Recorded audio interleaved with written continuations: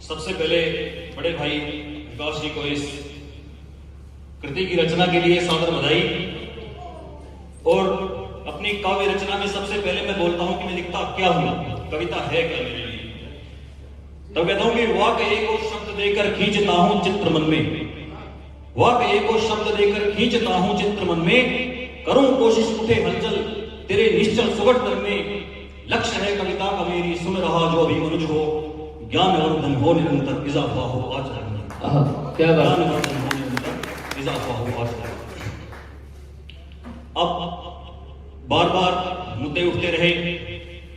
भगवान श्री राम की जन्मभूमि अयोध्या में राम मंदिर निर्माण के लिए लंबा संघर्ष करना पड़ा। इस विषय में राजनीति को लेकर अलग अलग तरह के मुद्दे उठे। छोटी सी भूमिका के साथ संसद में जो बातें उठी उसको लेकर के सुंदर लिखता हूं, छंद आपके सामने रखता हूं। स्वागत है। लिखता हूं कि मुद्दा उठा संसद में राम जन्मभूमि का तो सारे राजनेता गण आधे आधे हो गए। मुद्दा उठा संसद में राम जन्मभूमि का तो सारे राजनेता गण आधे आधे हो गए। देश के आदर्श श्री राम जो विशिष्ट थे वो नेताओं की बहस में सादे सादे हो गए।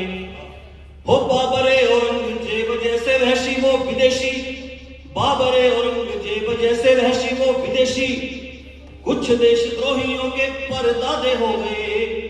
अरे यहीं पे लिया था जन्म यहीं भोगा वा निवास, मेरे श्री राम जी यहाँ अभागे हो गए, मेरे श्री राम जी यहाँ अभागे हो गए। अब भगवान श्री राम है क्या? वैसे तो उनको शब्दों में बांधना संभव नहीं, लेकिन चार पंक्तियों के माध्यम से, छंद के माध्यम से उनकी मैं परिभाषा आपके सामने रखता हूं। तो लिखता हूं कि पुरुषों में उत्तम है मर्यादित चरित्र, गंगा से पवित्र हैं जो ऐसे मेरे राम हैं। पुरुषों में उत्तम है मर्यादित चरित्र, गंगा से पवित्र हैं जो ऐसे मेरे राम हैं। और बुराई के अंत और असुर संहार हेतु धारण किया धनुष व तीर कमान है। अरे वानरे भालू वे कि दुस्सेवक बने जिनके, वानरे भालू वे कि दुस्सेवक बने जिनके, ऐसे महामहिम वो करुणा निधान है। और विनय की भाषा जो न माने कोई सागर, तो राम शक्ति के आगे वो करे त्राहिमाम है जी, राम शक्ति के आगे वो करे त्राहिमाम है।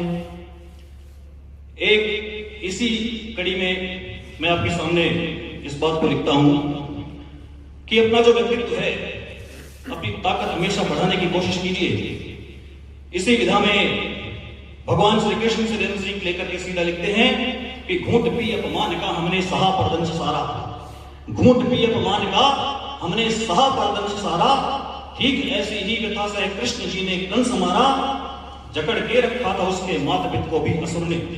अरे जकड़ के रखा था उसके माता पिता को भी असुर ने, पर हुआ जब सक्षम वो बालक कर्ज का हर अंश तारा, हुआ जब सक्षम वो बालक कर्ज का हर अंश तारा। तो इसी के साथ मैं एक अंतिम रूप से एक छोटी सी और कविता, वैसे सुनाने के लिए काफी कुछ लेकिन वक्त की सीमाएं हैं, तो इन सभी का ध्यान रखते हुए एक छोटा सा अंश मैं अपनी एक कविता का मैं आपके सामने रखता हूं। या ये कहें कि सच्ची घटना से प्रेरित है, उसको मैंने एक कविताबद्ध किया। तो सुनना, मेरे एक छोटी सी भूमिका है कि उसमें सिर्फ इतना सा है कि एक मित्र मेरा वो अपनी महिला मित्र से मिलने के लिए गया और उसके घर के बाड़ा है, बाड़े में भैंस बंधी है, गाय बंधी है, और वहां पर वो गया और मैं उसका साथी था। सिर्फ इतनी भूमिका के साथ ही कविता सुनना। तो कहता हूं, थे ये हुक्के के प्रेमी गहरे कलियों पर डाले थे डेरे, है बात निशा की अवधि की संभवतः थोड़ी सर्दी की। वाह। भाई ने उसको फोन किया और रात्रि में संदेश दिया, कन्या मन ही मन हर्षाई पर एक प्रश्न पर मुरझाई। प्रश्न क्या था? प्रश्न कैसे आओगे कहो सनम, यहाँ पग पग पर है शत्रु परम। अब कॉन्फिडेंस देखा बंदेगा। कैसे आओगे कहो सनम, यहाँ पग पग पर है शत्रु परम। बोला निश्चिंत रहो हमदम, इस दिवस की खातिर लिया जन्म। मिलने का मन में उठा ज्वार, कई दीवारों को किया पार, अंतिम दीवार को कर प्रणाम, उसके आंगन में हुआ धड़ाम। वो इन कर्मों का आदि था, मैं प्रथम बार सहभागी था। कन्या आंगन में आ जाए सोचा उसने क्या किया किया जाए, बड़ी रोचक युक्ति अपनाई, बंदिगाय से दृष्टि टकराई। ट्रिक क्या लगा रहा है देखते, बंदिगाय से दृष्टि टकराई, जीवन भर गायों का साया, जाति से गुर्जर था तो जीवन भर गायों का साया, वो अनुभव आज काम आया। थी निपट चांदनी रात मधुर और मेरा प्रियतम मित्र चतुर, तब गाय को निज वश युक्त किया, जंजीर खोल कर मुक्त किया। झट फोन लगाया कन्या को, कहा बांध ले तेरी अगन्या को। क्या बात है, बहुत अच्छे। अगन्या ऋग्वेद में गाय को कहा गया है। अगन्या का अर्थ होता है वध न किए जाने योग्य, जिसका वध वर्जित है समाज में, उसको अगन्या कहा गया है। झट फोन लगाया कन्या को, कहा बांध ले तेरी अगन्या को। संभवतः आपके सामने दृश्य अगर उकेर पाऊं तो संभव मैं इसकी सफर मानूंगा। तब झट फोन लगाया कन्या को, कहा बांध ले तेरी अगन्या को। ये विचर नहीं निर्बंध यहाँ, मेरे पास समय है चंद यहाँ। फुर्ती से दौड़ के आई वो, उसे देख जरा मुस्काई वो, गैया को पकड़ खींच लाई, मानो कोई पदक जीत लाई। वो मार ठाका मुस्काया, भीतर से कोई चिल्लाया, है कौन वहां पर बाड़े में, इतनी रातों में जाड़े में। लड़की ने किया इशारा था, ये मेरे बाप का पारा था। तब कहीं शांत रहो कुछ लाती हूँ, भीतर जाकर के आती हूँ। हम दोनों जरा शंकित थे, विस्मय में और अचंभित थे। वो इठलाती पलकाती आई, एक बड़ा थाल और जगलाई। थाली में फल के टुकड़े थे, झट चमक उठे निज मुखड़े थे। कुछ को तो मुंह में ठूस लिया, फिर युवती से भी पूछ लिया।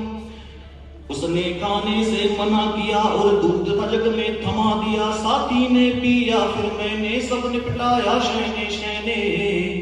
अब दृश्य बदलता हूं। साथी ने पिया फिर मैंने सब निपटाया शहने शहने। किया मेरे हवाले शेष खाते नैनों ने उनको किया बात।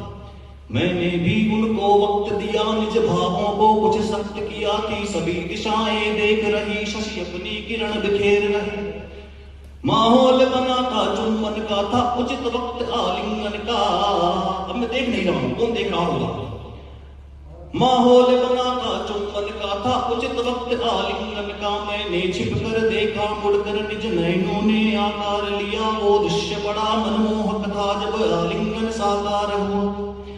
झट मैंने फेरी दृष्टि थी, क्योंकि उनकी निज सृष्टि थी। वो युगल रक्त कोहिनूरी था, अधरों का मिलन जरूरी था। शायद अधरों का मिलन जरूरी था, शायद वो अधर मिले होंगे, दोनों ने लब चूमे होंगे। एक अंबर गवाह बना होगा, वायु ने भी देखा होगा। सुख भोगा धरती मैया ने और देखा होगा उस गैया ने। अब विरह वक्त था ढल आया, दोनों का दूर हटा साया। फिर मुझे पुकारा था उसने, निज चलो चले अब घर अपने। उसने कुछ बोला कन्या को, किया मैंने नमन अगन्या को। गाय जरा सी अकड़ी थी, जंजीर में फिर से जकड़ी थी। यादों की सिर पर कोट लिए, तीनों थे सकुशल लौट लिए। गाथा कुछ कल्पित सच्ची है, संभवतः थोड़ी अच्छी। सब मिलकर मुझको विदा करो, द्विज का प्रणाम स्वीकार करो। बहुत बहुत धन्यवाद।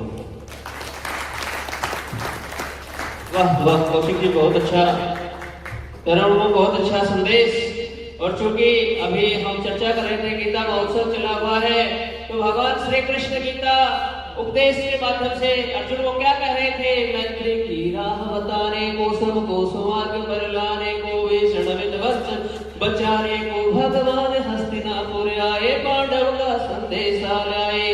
दो न्याय अगर दो आधा होकर उसमें भी यदि बाधा हो, तो दे दो केवल 5 ग्राम। रखो अपनी धरती तमाम, हम वही खुशी से खाएंगे। परिजन पर शस्त्र न उठाएंगे। दुर्योधन